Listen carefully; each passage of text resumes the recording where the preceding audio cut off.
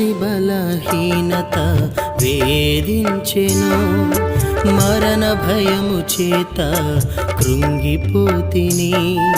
వ్యాధి బలహీనత వేధించెను, మరణ భయము చేత కృంగిపోతిని. బ్రతుకుతానని నాకు ఆశ లేదయ్యా, బ్రతుకుతానని నాకు ఆశ లేదయ్యా.